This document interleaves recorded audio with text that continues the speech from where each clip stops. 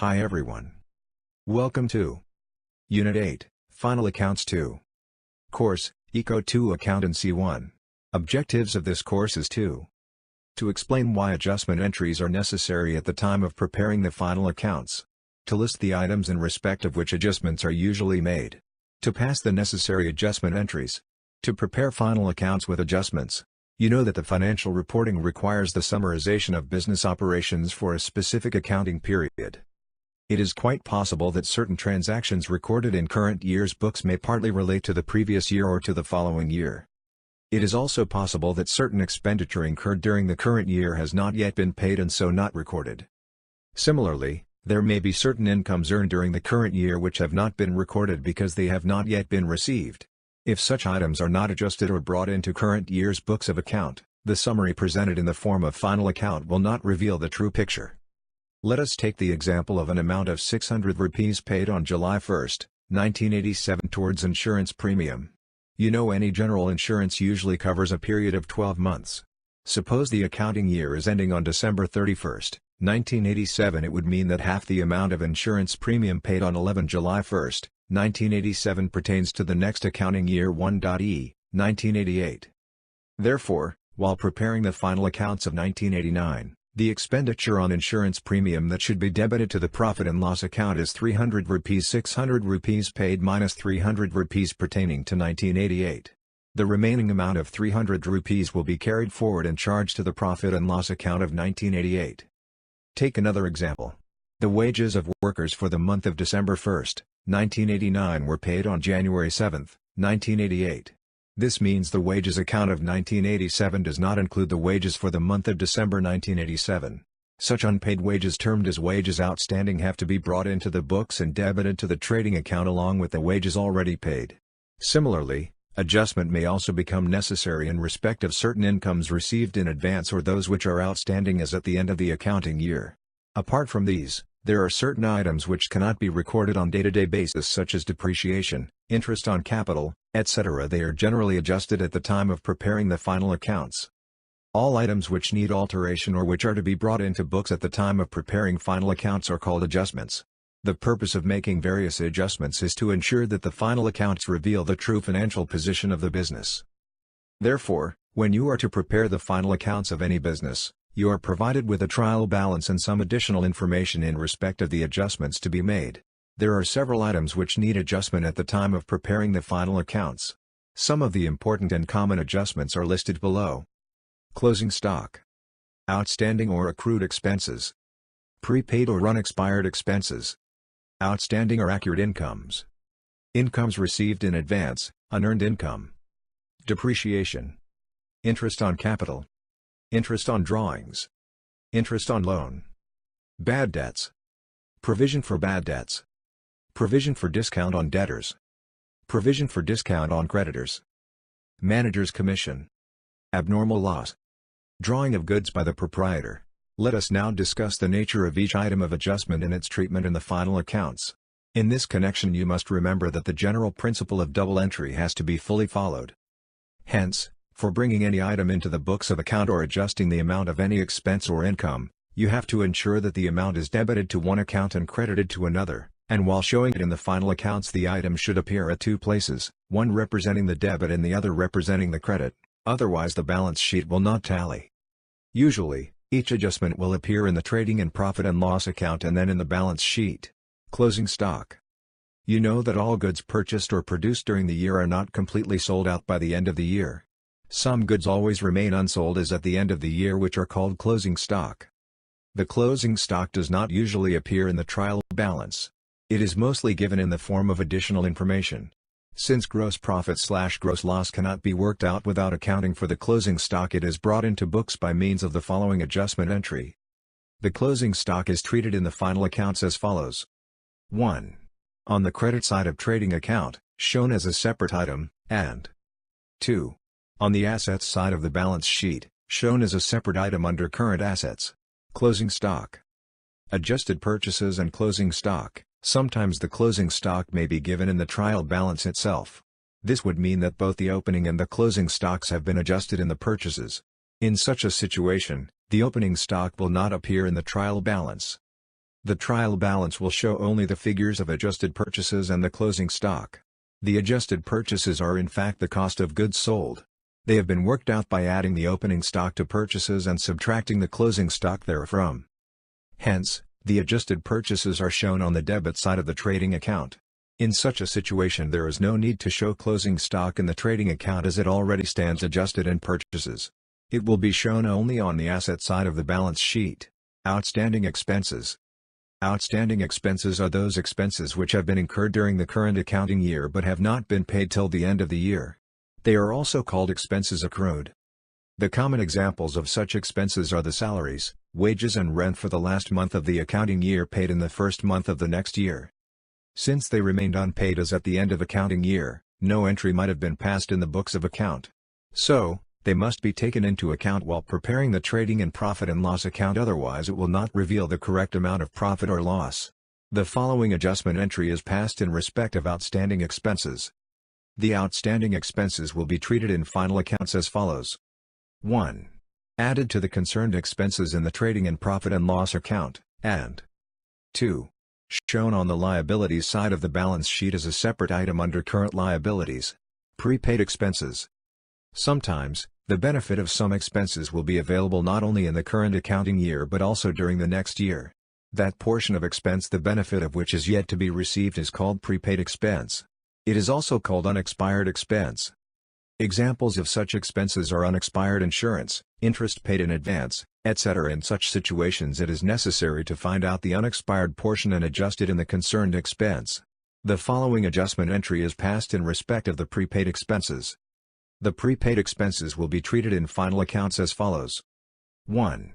Subtracted from the concerned expense in the trading and profit and loss account, and 2. Shown on the asset side of the balance sheet as a separate item under current assets. Accrued income. Accrued incomes are those incomes which have been earned during the current accounting year but have not been received till the end of the year. They are also called outstanding incomes or incomes earned but not yet received. Examples of such incomes are commission receivable, income on investments due but not yet received, etc. The following adjustment entry is passed in respect of accrued income. The accrued income is treated in final accounts as follows. 1. Added to the concerned income in the profit and loss account, and 2. Shown on the asset side of the balance sheet as a separate item under current assets. Income received in advance. Any income which belongs to the next accounting year but has been received during the current accounting year is called income received in advance or unearned income. It is the income in respect of which the service is yet to be provided.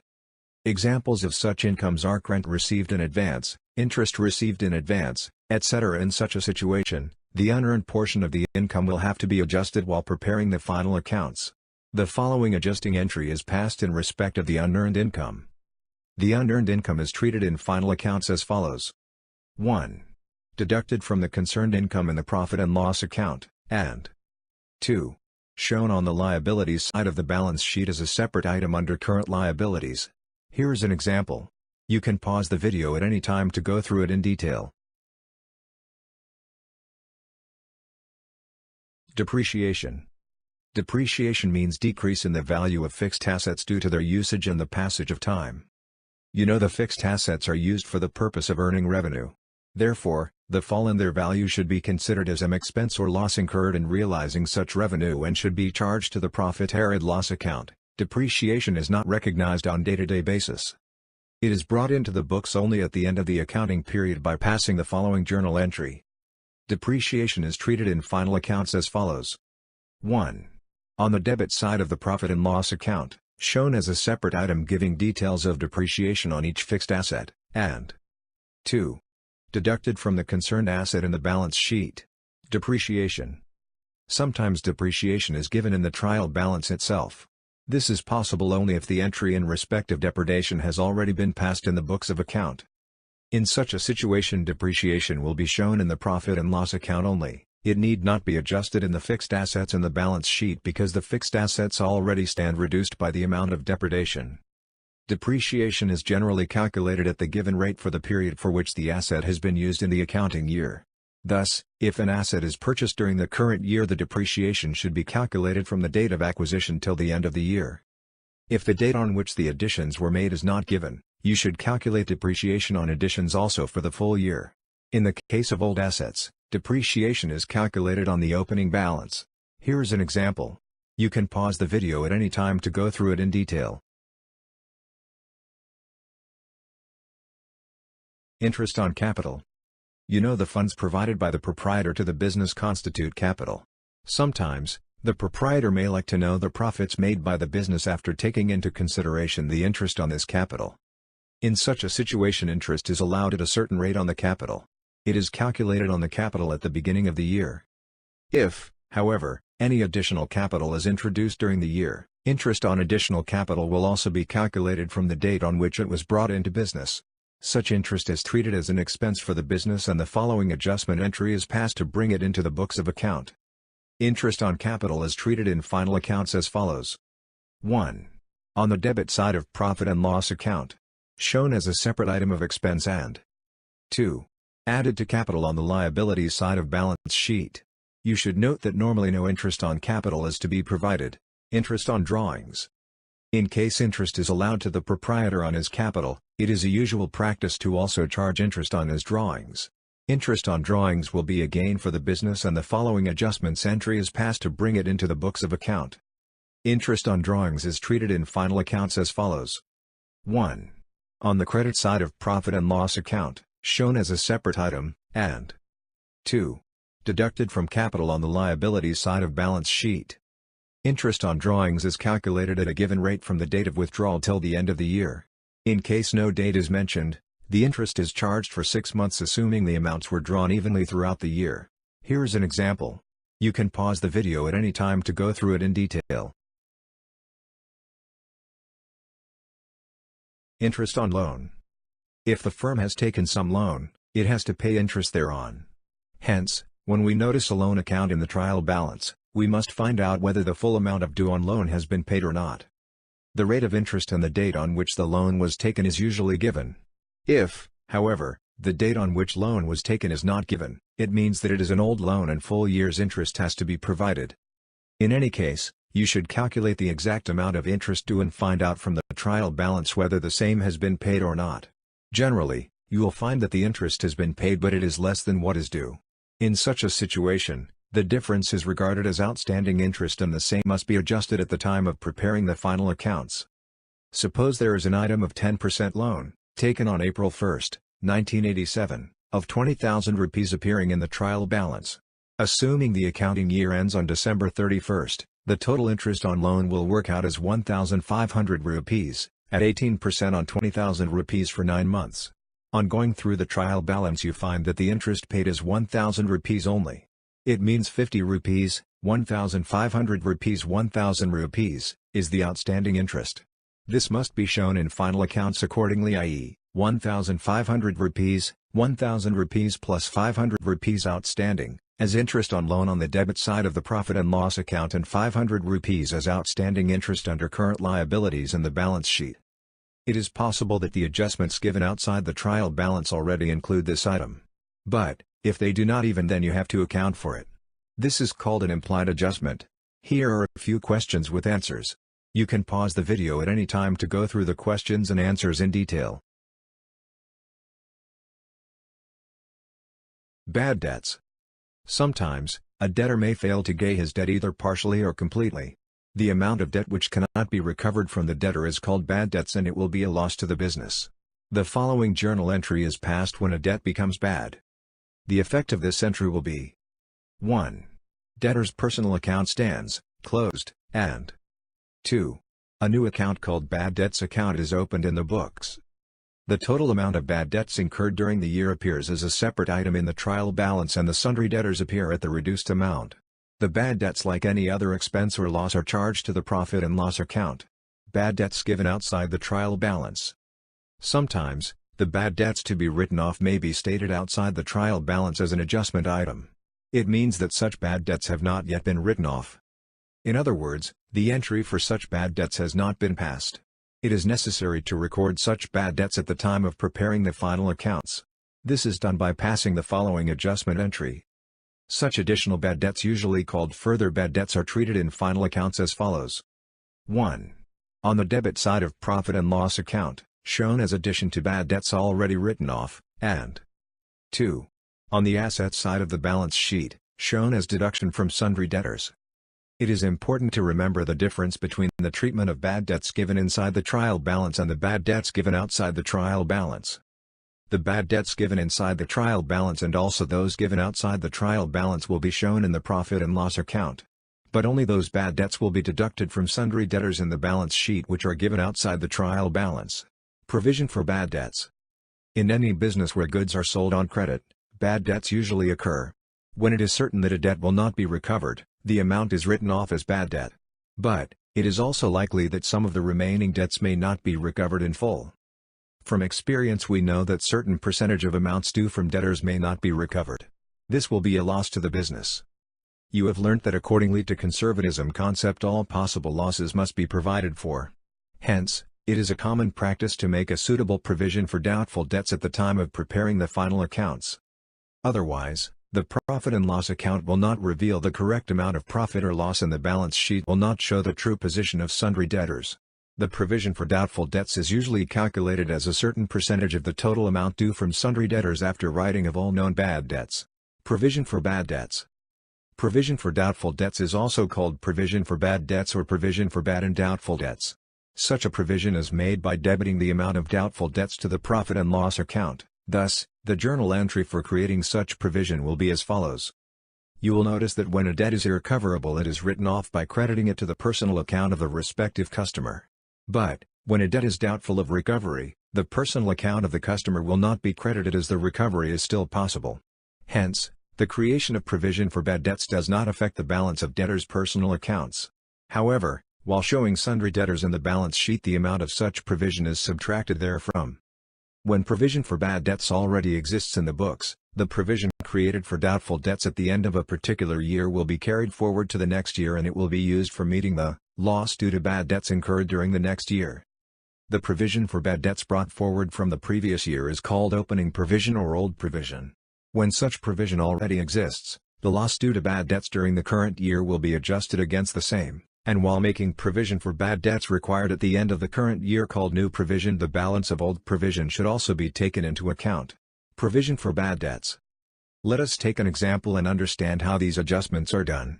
Suppose old provision on January 1, 1987 was 1.000 rupees, the bad debts written off during 1987 amounted to 600 rupees and the few provision required on December 31, 1987 is 1,500 rupees. In such a situation, the profit and loss account will be debited with 1,100 rupees as calculated below. The above aspects will be shown on the debit side of the profit and loss account as follows. Provision for bad debts. If however, the total of new provision and the actual bad debts are less than the old provision, the details will be shown on the credit side of the profit and loss account as follows. In this connection you should note the following points. If some bad debts are given in adjustments, further bad debts, they should also be taken into account. The new provision should be calculated on sundry debtors after adjusting the amount of further bad debts. In balance sheet only the further bad debts is given in adjustments and the new provision for bad debts should be subtracted from sundry debtors. Provision for bad debts. The following are the journal entries required when the provision for bad debts exists in the books. For writing off further bad debts given outside the trial balance. For transferring the total bad debt to the provision for bad debts account. For debiting the profit and loss account with the excess of the new the total bad debts over the old provision. For crediting the profit and loss account with excess of the old provision over the total bad debts plus new provision. Here is an example. You can pause the video at any time to go through it in detail.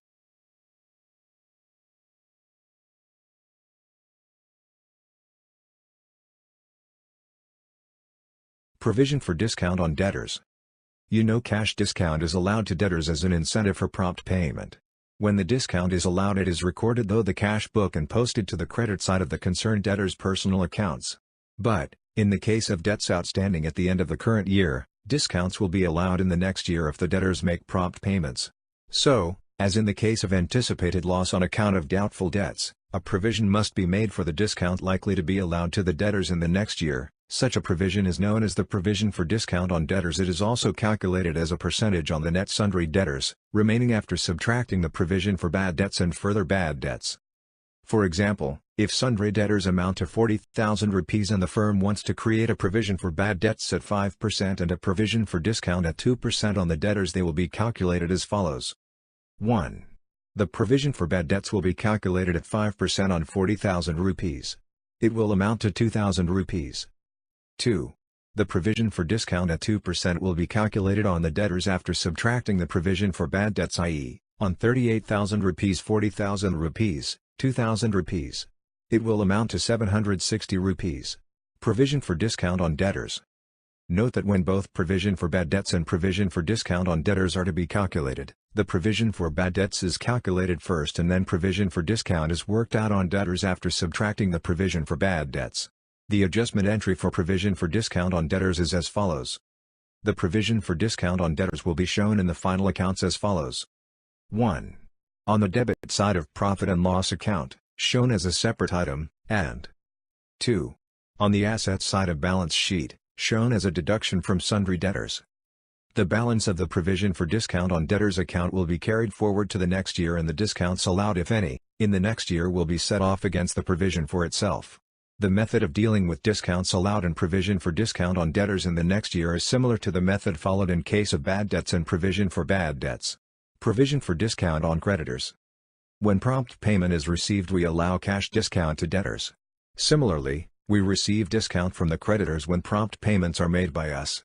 So the expected gain on account of discounts receivable from creditors in the next year should also be taken into account at the time of preparing the final accounts. Such a provision is called provision for discount on creditors. It is calculated as a percentage on sundry creditors. The creation of such a provision, however, goes against the conservatism concept. Hence, it is usually avoided in practice. But you must learn how it is treated in final accounts if such a provision is required. The adjustment entry for provision for discount on creditors is passed as follows.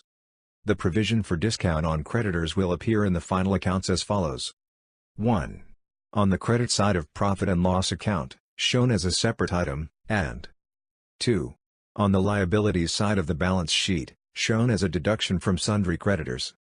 The balance of the provision for discount on creditors account, which also be carried forward to the next year, and the discount received, if any, will be adjusted against the provision itself. Manager's commission. Sometimes, the manager may also be entitled to a commission on profits earned by the business. Such commission is usually calculated as a fixed percentage on profits. Suppose the net profit of a firm after taking into consideration all expenses except the manager's commission is 60,000 rupees, and the manager is entitled to a commission of 5% on profits before charging such commission. His commission will work out as 3,000 rupees. However, it is still to be paid and therefore should be treated as an outstanding expense. It will be debited to profit and loss account and also shown as a current liability in the balance sheet. In the above example, manager's commission has been calculated on profits before charging the commission. But, sometimes, it is to be calculated on profit after charging such commission. In such a situation, the commission will be calculated by the following formula. The above amount can also be verified. After charging manager's commission, the net profit will work out to 57,143 rupees, 60,000 rupees, 2,857 rupees. Now calculate 5% on 57,143 rupees. It works out to 2,857 rupees, which means the amount of commission calculated by the given formula is correct. Abnormal loss of stock. In the course of business, some loss of stock may also occur. It may occur in transit or at the godown. Such loss of stock may be normal or abnormal. Normal loss is due to inherent characteristics of goods such as evaporation, subdivision, drying up of goods, etc. On the other hand, if the loss occurs on account of seasons which are accidental or very rare, the loss is termed as abnormal loss. The examples of such losses are theft of goods, destruction of goods by fire, etc. The normal loss does not require any special treatment in the books of account. It is absorbed by the remaining units whose cost is inflated by such loss. But, the abnormal loss has to be shown separately in the books of account. After the amount of such loss is ascertained, the following adjustment entry is passed. To avoid the burden of loss due to abnormal circumstances, the businessman may get the stock insured. Thus, the loss may be uninsured, fully insured, or partially insured. Let us see what will be the accounting treatment in the above three situations. When the stock is not insured, in case the stock is not insured, the total abnormal loss will be transferred to the profit and loss account and the following entry will be passed. Abnormal loss of stock. When the stock is fully insured, the total amount of loss is paid by the insurance company. In that case, the company does not suffer any loss. So, nothing is debited to the profit and loss account. The journal entry passed is as follows. When the loss is partially insured, in case the loss is partially insured, the amount of insurance claim is debited to insurance company's account and the remaining loss, the amount to be borne by the business, is debited to profit and loss account. The following journal entry is passed. Thus, the treatment of abnormal loss in final accounts is as follows. Credit the trading account with the total loss. 1. In case of uninsured stock, debit profit and loss account with full amount. 2. In case of fully insured loss, insurance claim will be shown as an asset in the balance sheet. 3. In case of partially insured loss, the amount of insurance claim is shown as an asset in the balance sheet and the remaining amount of loss is debited to the profit and loss account. Here is an example. You can pause the video at any time to go through it in detail.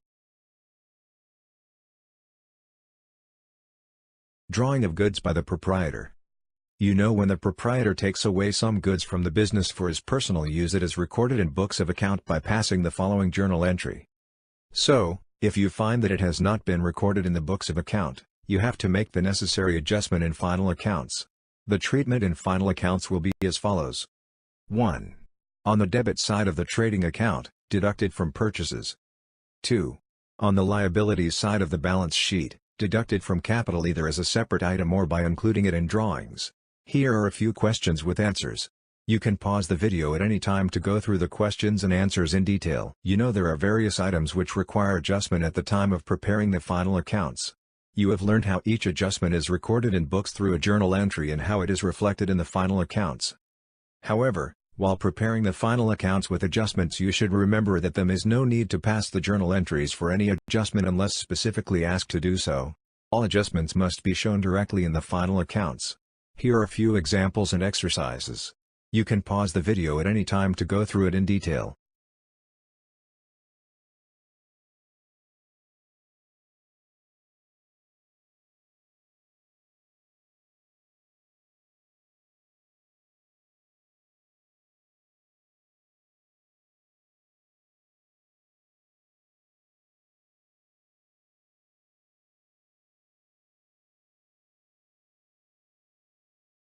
That the adjustments are usually given outside the trial balance and they are shown at two places in the final accounts.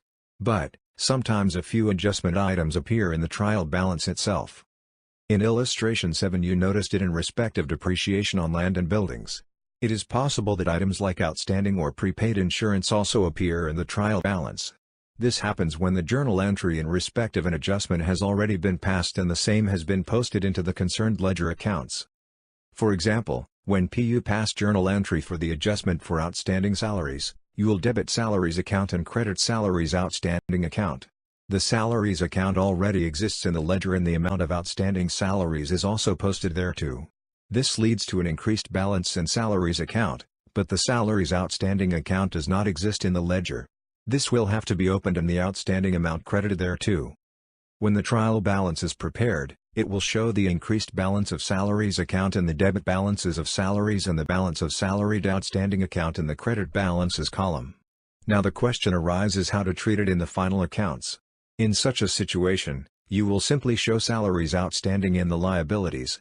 No addition will be made to salaries in the profit and loss account because salaries given in trial balance already include this amount. Thus, when salaries outstanding appear in the trial balance, it is shown in final accounts only at one place. This applies to all item of adjustments when they are included in TBT trial balance. In actual practice, all adjustment items with the exception of closing stock are invariably incorporated in the trial balance before preparing the final accounts. The trial balance so prepared is called final trial balance or adjusted trial balance. Here is a chart for treatment of adjustment items in final account. You can pause the video at any time to go through it in detail. Here is a diagram on chart for treatment of adjustment items in final account. You can pause the video at any time to go through it in detail. Here is an example. You can pause the video at any time to go through it in detail. Here are a few questions with answers. You can pause the video at any time to go through the questions and answers in detail.